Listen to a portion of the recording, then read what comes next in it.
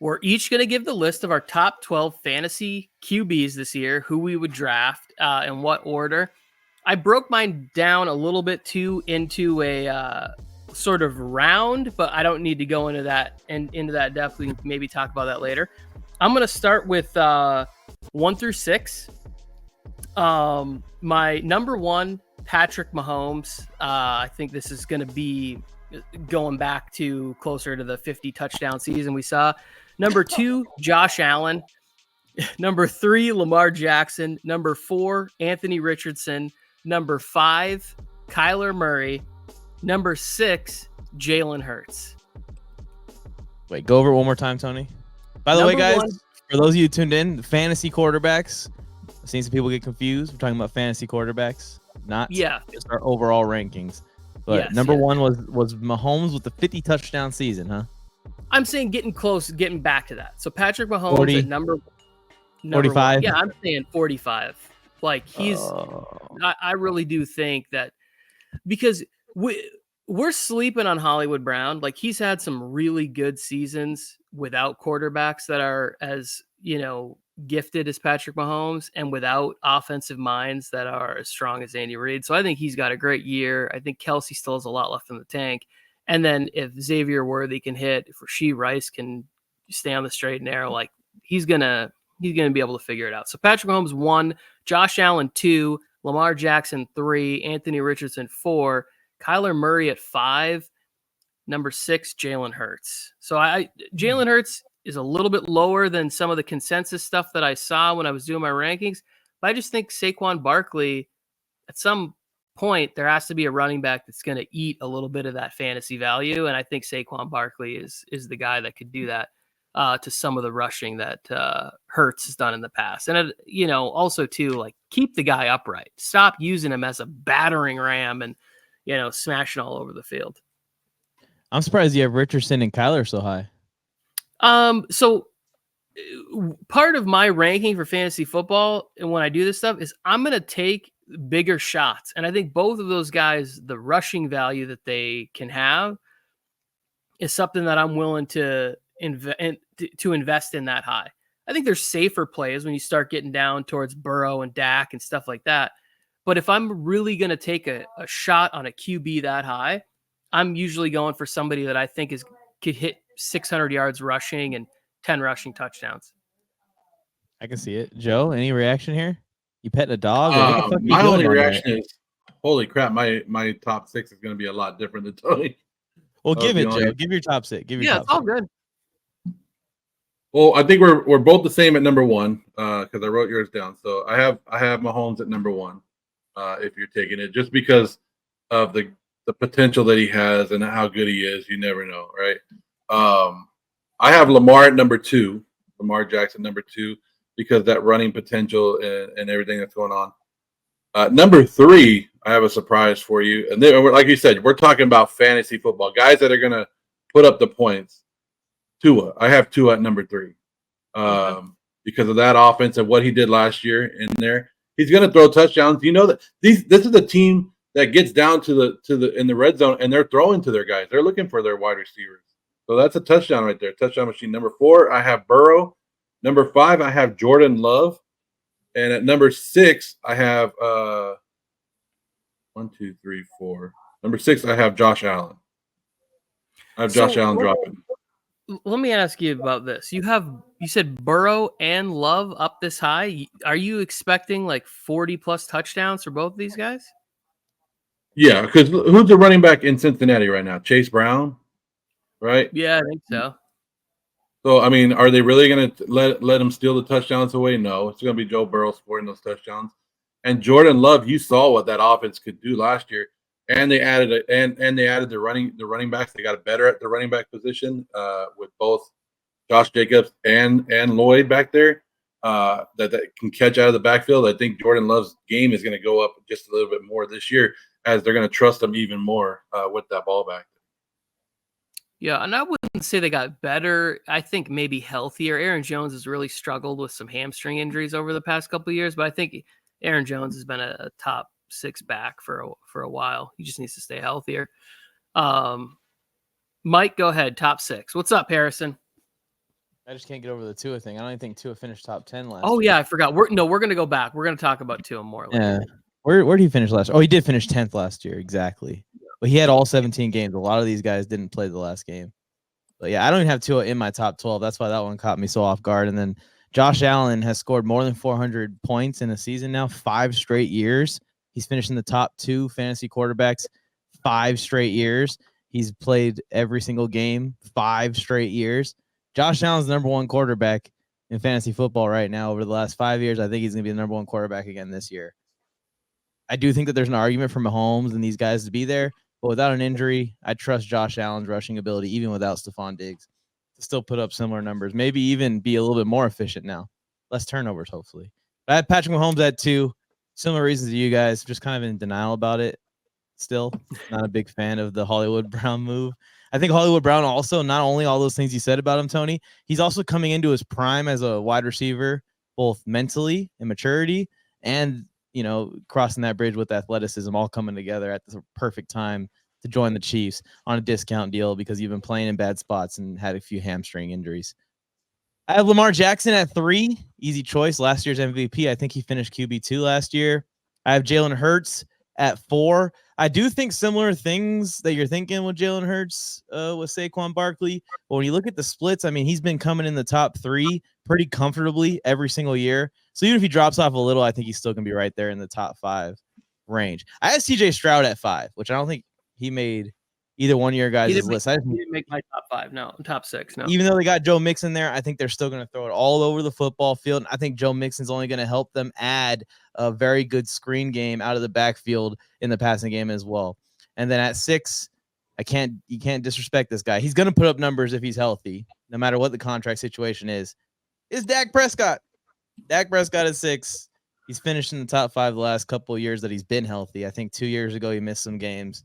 But he's been pretty steady as far as a fantasy football producer, someone you can trust to take in those later rounds. You don't have to take him with a premier pick as well. And he still finishes top 10 on repeat. So I got Dak at 6. My list again was Josh Allen at 1, Patrick Mahomes at 2, Lamar Jackson at 3, 4, Jalen Hurts, 5, CJ Stroud, and at 6, Dak Prescott. Yeah. So I think for me and the things I'm noticing difference in the list for me is when I do my rankings, I'm not going I will put in the risk, the upside of what it is, right? Like having Anthony Richardson in on my list at number 4 is he's already kind of shown us what he can do. The biggest issue was staying healthy. So we're at that spot where it's you're taking a massive risk. Did he learn anything from year 1 in the NFL about sliding, about taking care of his body, not doing all that stuff? So it's can we get to a point where we have Anthony Richardson being top 2, 3 fantasy football quarterback? Absolutely. And I'm willing to gamble at that at the 4th overall pick, where I do think the safer option would be CJ Stroud, but I would shoot for the upside of 10 rushing touchdowns and 30 passing touchdowns with 650 yards rushing from Anthony Richardson, as opposed to, where CJ Stroud, I think sort of in that ceiling is 4 or 5. I think Anthony Richardson could be number 1. Yeah. On my list, I'm just going for who's been consistently performing to try and predict who's going to continue to consistently perform. And then there's some situations where I raise people in rankings for the same thing as you, Tony, where there's that upside or there's that ceiling, but I'm trying to predict who will be the highest scoring to who will be the 12th highest scoring. Never going to get it right. OJ Raider saying Dak at 6 is wild. I mean, OJ Raider, go to your Google real quick. Top 5 fantasy quarterbacks last season. I bet you Dak shows up on the list. Just a hunch. I didn't even look at it very closely. Why is Harrison just throwing shade at the Chargers for no reason? We never came at you. We didn't even say hi. Nothing like that. Is that why? Because we didn't say hi. I said hi as soon as he jumped in. I said it's hi as soon as he said, "What's up?" He just came in here and was just by the way, Chargers suck. Where did that go from? I welcome the hot take. This is a terrible take by Harrison. This also reflects glaringly on the fact that he's a Panthers fan. It's a true indictment on his NFL fandom and apparently knowledge of everything that's going on with the NFL. Tony, I'm kind of surprised that you're not higher on CJ Stroud.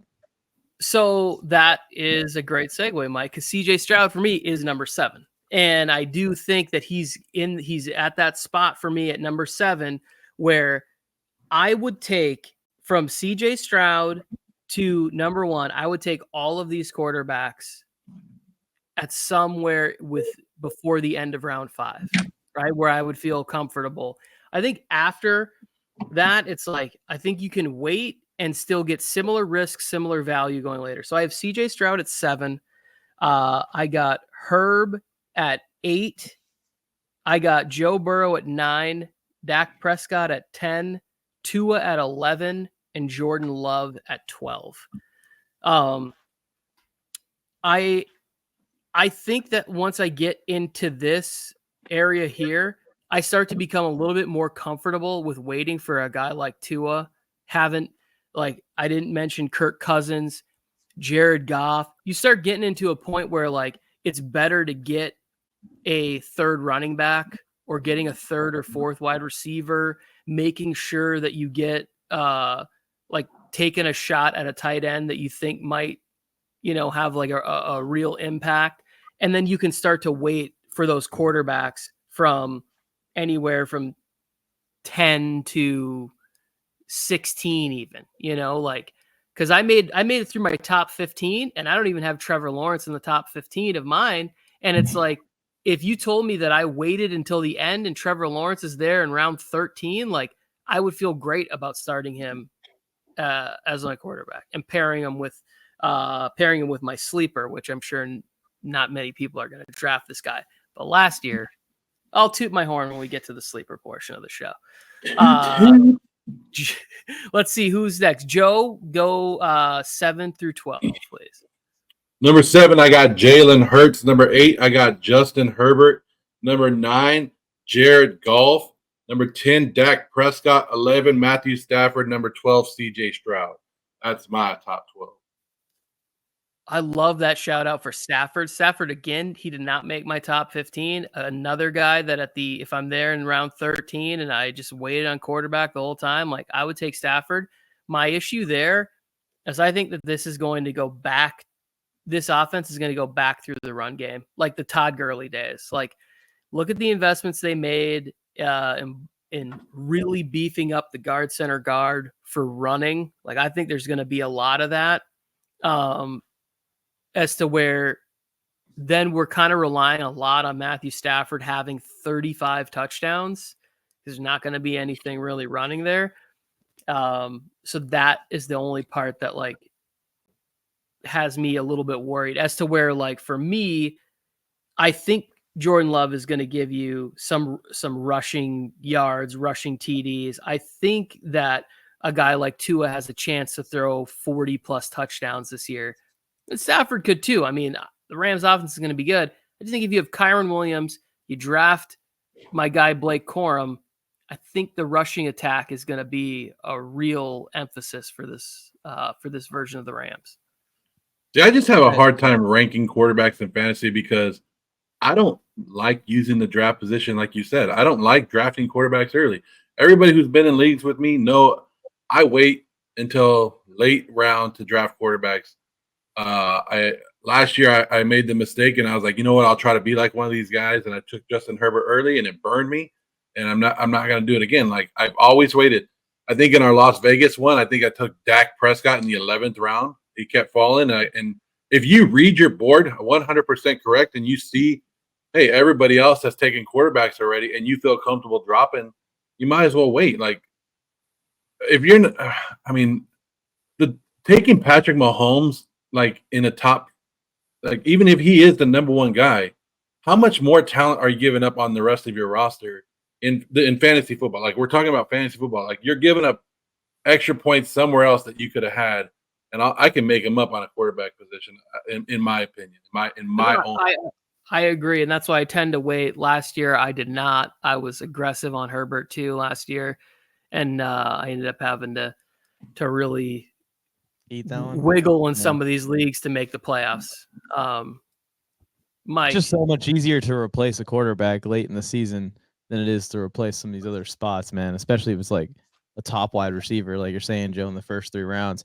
If you guys force my hand to take a quarterback, I will. Like there was one of the years in the Vegas league where it was at the 3rd to 4th round turn, and I was able to like get a combination of Josh Allen in the 3rd round and then someone else in the 2nd round and in the 4th round. I still really liked at that position. Like if you force me to draft Josh Allen late in the 3rd round, heading into the 4th round, when I know I have another pick about to go down, okay, maybe I might pull the trigger on it. But typically I'm with you guys, and I'm willing to wait because we haven't even brought his name up yet. But even a guy who gets a lot of stats like Baker Mayfield or Brock Purdy, like these guys get a lot of numbers. I'm completely fine with taking a high risk guy with high upside that people are avoiding with a safe guy. So I got both. I got both my high upside play in case things go right throughout the season, and I have my safe play. Okay, I need 20 points each week. The high risk guy didn't work out. We're rocking with this person. And I'm going to try and roll the dice even more this year, I think, on guys like Anthony Richardson, like you're saying, Tony. But you want me to finish mine real quick? Yep, 7 through 12. Yeah, so picking up at 7, I finished off my list at 6 was Dak, and then at 7, I have Joe Burrow. I think that as long as he's healthy, he's going to be a top fantasy performer. That offense is going to go through the air.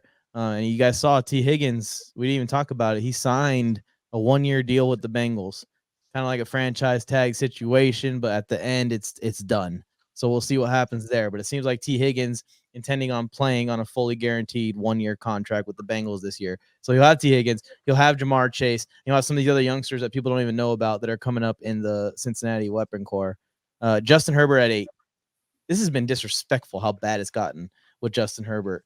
And I know we're going to talk about sleepers here in a minute, but Justin Herbert damn near is becoming a sleeper. I've seen him ranked at QB 15 on some of these expert lists. I've seen his ADP, estimated as low as 136. That's going to change. I think we're talking about round 10. That's going to come up a ton, but this is getting kind of ridiculous with everyone thinking that the Chargers are all of a sudden going to be the lowest passing team in the league. Like they're going to only pass the ball 28 times a game or something, or 25 times a game. Someone even told me, oh, they're only going to pass the ball 22 times per game. A fantasy expert, by the way, told me this. Y'all realize that'll be last in the league in like 2010? Like 22 times is not even possible in a game. If we had freaking Easton Stick out there, he's going to throw it more than 22 times a game. You guys are being very dramatic. I think Justin Herbert's going to have a fine year. He's going to have another 35 total touchdown season. And he has a chance to put up another 4,500 yards easily. It's just going to be more efficient. It's going to be less so 50 times a game he's passing the ball. And it'll work out. You can get, Mike. He is one it'll of the work out. Well, he himself is efficient. Everything that's been around him has not been very efficient. And then at 9, I have someone who I think, has potential to finish as high as QB3 this year. He finished in the top 5 last year. Quietly, a lot of people weren't paying attention to Jordan Love. And there's probably an argument to move Jordan Love even higher up on this list. At 10, I have Anthony Richardson. And then at 11, I have Kyler Murray. Thinking the exact same thing as you, Tony, just not as high as my top 5. And then at 12, I snuck him in here just because he's been a guy that's produced in the past. Put him in this offense. He's probably going to put up decent enough numbers for you to use in any given week. That's Kirk Cousins. And then at 13, I had Purdy. 14, I had Goff. And 15, I had Mayfield to round it out. Yeah.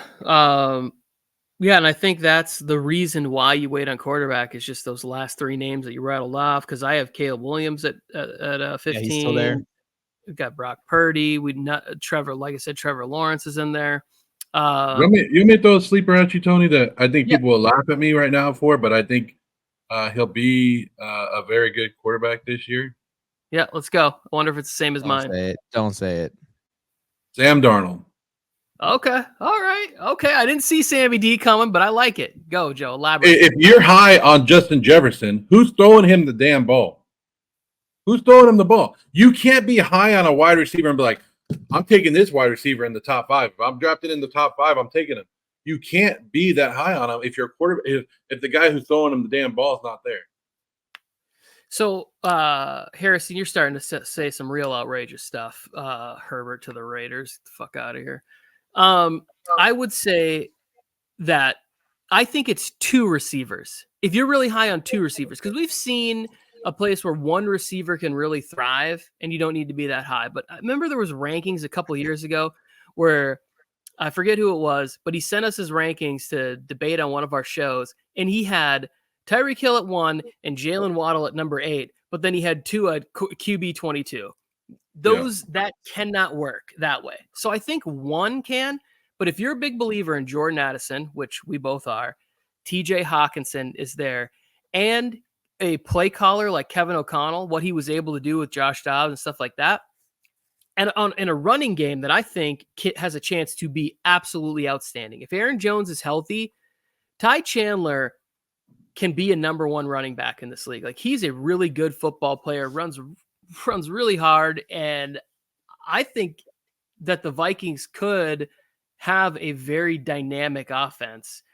It's more of what happens with the defensive side. I think this is Sam Darnold's year. There's a couple of these guys. We talked about Hollywood Brown, a chance to where they could really go out and make themselves a lot of money, find new homes next year with really big contracts and opportunities. And Sam Darnold is one of them. I like this sleeper, Joe. Like, I'm a fan of, if he's going undrafted in a lot of these leagues, like, why not, if you wait on QB and you draft a guy like Jared Goff, why not pair him with Sam Darnold and just sort of play the matchups with those 2 guys on your team? It's better than having a second tight end or something like that.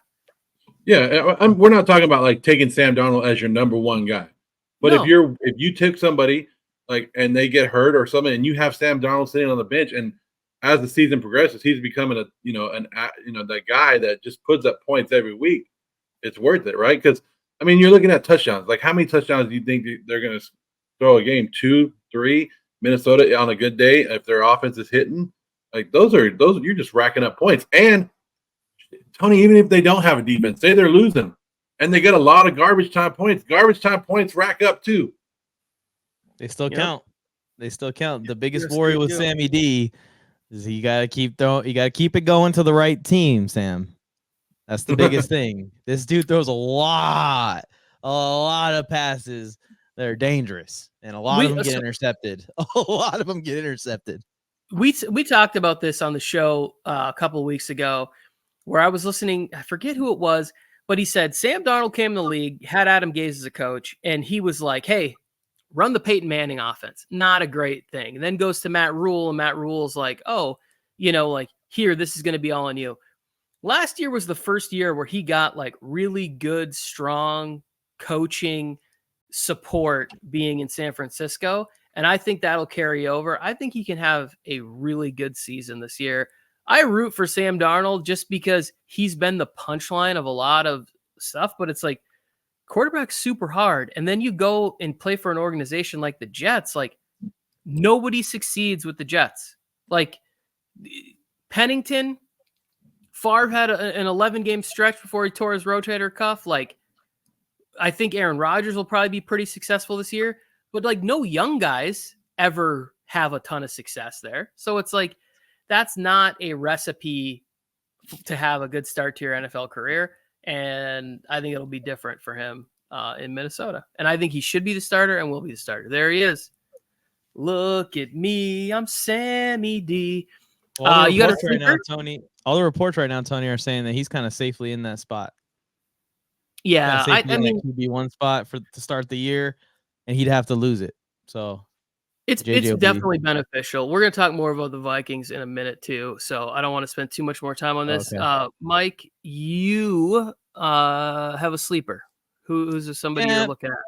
Kind of a sleeper, not really a sleeper. Hard to find a sleeper for this year because everyone's so jumbled up as far as the quarterbacks go. I have him at QB 15, but I've seen him outside the top 20 in most of the rankings. I think Baker Mayfield is going to be a solid play. Week in, week out. He's going to be consistent.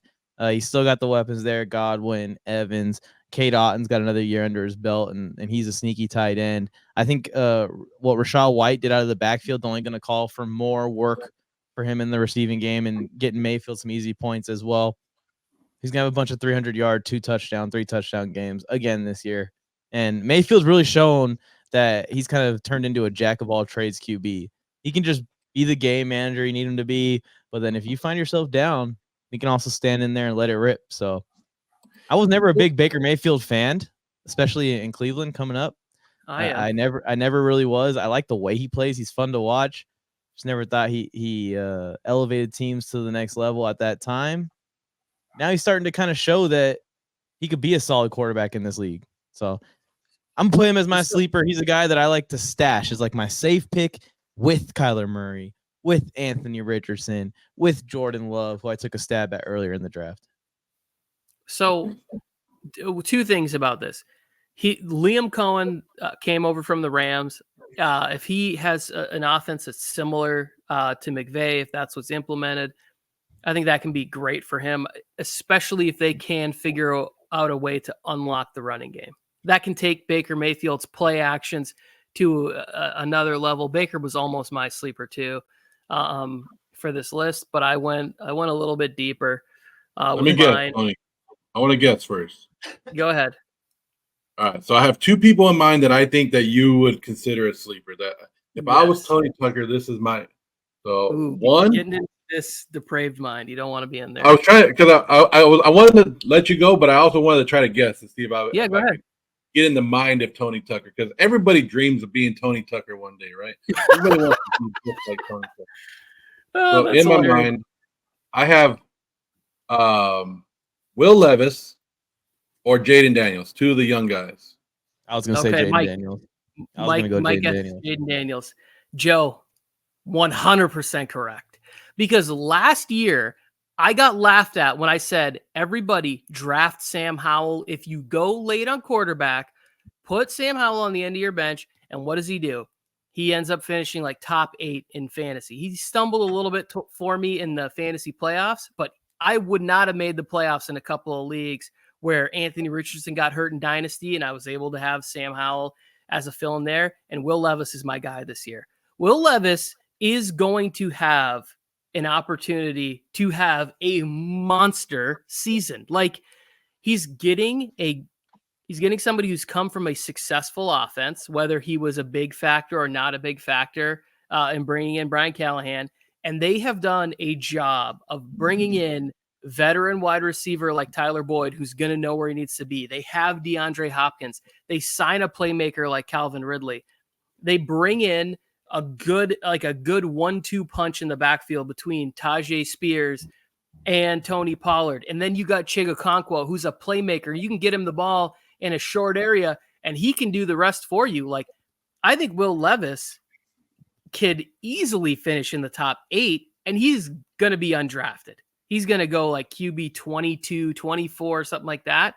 And Will Levis will be the player that I think will be sought after by week 6, 7 in dynasty formats. People will start like snatching him up after the first couple weeks, seeing how that works out. And then in regular, like season-long fantasy, a redraft league, I forgot the name of it for a second, he's going to be a guy that people are going to be like, oh man, I'm tired of waiting on how this is going to work out for fill in the blank. Jared Goff isn't quite having the same amount of success, or, whoever you have, Kirk Cousins is stumbling, like Dak Prescott, an injury here or there. Like Will Levis, I believe, is the guy this year that he'll be my fill-in. He'll be I drafted late. I'm going to pair Trevor Lawrence and Will Levis. Well, like if I go with a later strategy, that'll be it. It's going to be a winner. That's probably another undrafted guy, Tony. Yeah, that's what I'm saying. Like Will Levis will be there. Joe knows me. As soon as Joe's like, I want to guess this, I go, Joe's gonna know what direction I'm going. I just think that the Titans have put him in a position, offensive head coach, great offseason, lots of reliable weapons that all do different things. I didn't even mention if he can unlock Treylon Burks and sort of get him in some short area, quick yak potential spots, like Titans, I think, are going to be way better than we're giving them credit for. They still got a little bit of talent left on that defense where it's like, if they figure out a few things on that end, I think the offensive line will be good with Callahan. Like, I'm not saying they're going to make the playoffs, but I could see the Titans as like an 8-win team this year. And a lot of people are going to have them as like a 3 or 4-win team. I think you're going to be solid. You're probably wondering how I knew, Tony, how I knew who you were going to pick. because I watch tape.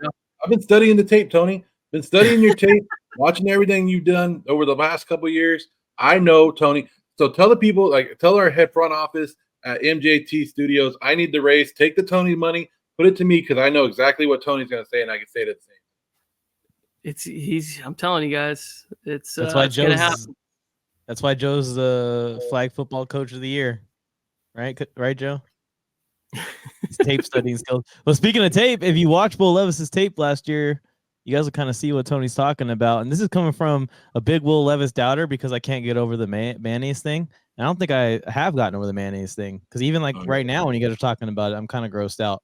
But when I put on his tape, there's just one throw he made. I think it was to Robert Woods last year, right in between two defenders, like 40 yards down the field in the back of the end zone. It's just like this dude has the arm strength to do it all. It's just don't put a microphone in front of him because he sounds like Mac Jones and he eats mayonnaise in his coffee. Those two problems go away. He could be an elite quarterback in the league. He's gonna give you 350 rushing yards this year and probably 5 or 6 rushing touchdowns. Yeah, he can move in that area. I've seen a few times where he tried to truck people. Like, bro, just go down, slide. Hey, you forgot something about Will Levis, Mike. The girlfriend thing? You forgot the main thing. He's afraid of milk. You didn't know that? Will Levis is afraid of milk. Is that why he's mayo in the coffee?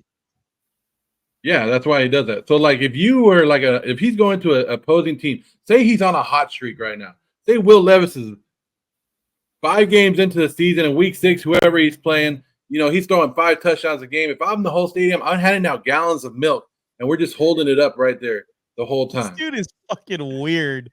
He is gives me such serial killer vibes. It's the second I saw him on TV ahead of that draft. He's got all these fucking people around him. He's just sitting there looking all weird and creepy. And then sure enough, everything else has come out on him since then as far as personality-wise. He's weird and creepy. He just was born with a Will Levis is deathly afraid of dairy milk. Hilarious. You guys are hilarious. I really agree with you about with the football stuff, Tony, but he's ranked 30th for me just because of the Mayo thing. So real quick before we get into the trivia section, Dynasty QB not named Caleb Williams. So you got the other 5 there. I added Bo Nix because of Sean Payton. I think there is an opportunity where Bo Nix could actually have a strong career in the NFL. But those other 5 guys, Jaden Daniels, Drake May, JJ McCarthy, Penix, and Bo Nix. If you had to draft one of these guys, Dynasty future, which one would you pick? I'll start with you, Joe. I'm taking JJ just because he's the younger one, and the longer that I could wait on him, the better in that. But I'll throw one better at you, Tony. One that I might draft later in a dynasty draft. If all these other quarterbacks are going, it's Spencer Rattler. Okay, I wouldn't go there, but yeah, I hear you. It's where the shots. I'm taking shots in dynasty. You're taking shots. Yeah, no. I thought the Raiders were going to get Rattler, man. I thought the Raiders were going to get Rattler. I'm glad I don't like Spencer Rattler. I don't think there's reports that he's beating out Derek Carr, which is hilarious because any reports that come out of minicamps are funny. But I'm saying, if I'm taking a shot at somebody, that's all fantasy football is. It's just pure luck. I want a guy that's going to sit on my bench, and if he becomes something, I want to either be able to trade him for something good or play him and beat some people with it. And I look like a genius, but it's all fantasy football is nothing but luck. Yeah. I mean, last year I had a chance to pick up either CJ Stroud or Sam Howell, and I went with Sam Howell, and I went the wrong direction in Dynasty. I made the playoffs because of Sam Howell, but long-term wise, I should have gone CJ Stroud, but I went with Sam Howell. And we didn't even talk about Sam Howell in Seattle now. Maybe he might throw that rock around too and provide some more fantasy value for you, Tony. Gino's still the guy. Gino's another guy where it's he's in that 17, 18, 19 range where it's he could figure it out. Who's up there now? Is it Waldron? I forget who the offensive coordinator. No, Waldron's in Chicago. I forget who the offensive coordinator is up there, but I don't know who it is either. Yeah, maybe Gino can get back to 2022. Gino. Brian Grove. For Dynasty, I think I would take Jaden Daniels. I wish Michael Penix would have landed somewhere where he doesn't have to sit for a few years. If you're a patient person, Penix probably has the most upside when it comes to who's going to put up the most fantasy points in a single season down the line here, along there with Daniels. Caleb Williams is obviously the answer that we just take off the board completely. I'll probably go Daniels if I'm picking quarterback. I honestly don't like the dynasty class this year. I may be trading back. So if any of you guys want my pick. I do. We'll talk about that off air though. Another trade? Another trade? Yeah. If we're talking like a true dynasty where the rosters are bigger and you have taxi squad and stuff like that, JJ McCarthy is the guy that I would go with, because you have more wiggle room, more opportunities to leave him on the bench for longer. If it's more like the league where the dynasty league we're in, where it's keeper and we only get to keep 12 and we have limited roster sizes, I think Jaden is the guy. I think going Jaden Daniels in that spot, he's another player where it's like the offense around him is really good. It's going to be interesting to see how things work out with Cliff Kingsbury there. So those would be the two. But I just have can't wait to watch. You know who I can't wait to watch play football, guys? Bo Nix. That's gonna be a lot of fun to watch. I am not going to say anything bad about Bo Nix, because I thought it was funny that where they drafted him so high like that, it just seems reeked of desperation. But also, like, he's going there with a coach that has proven he can get a lot out of QBs. And so I do not want to have – I'm not trying to jinx it. I hope he's just average. I hope the Broncos are just 7-win team, 8-win team for the next 20 years. But I could see it. You just had a chance to revitalize a quarterback's career, Tony. It didn't go so great. We knew that. If Bo Nix would have went to the Denver Broncos in the second round, would you be saying anything about it? Not as much. I would have liked it a lot better. I like to laugh at teams that draft like the 7th quarterback off the board in the first round. It's crazy to me. I know what you're doing, because you're like, oh, and especially the Broncos. I don't think they had a second round pick. I'm not going to get a pick till way later. I'm just saying. Take him. But how could you need the quarterback that bad? How could you not sign a single veteran this offseason to fill in? Do they have anyone there? Zach Wilson is their current quarterback. They have Wilson right now.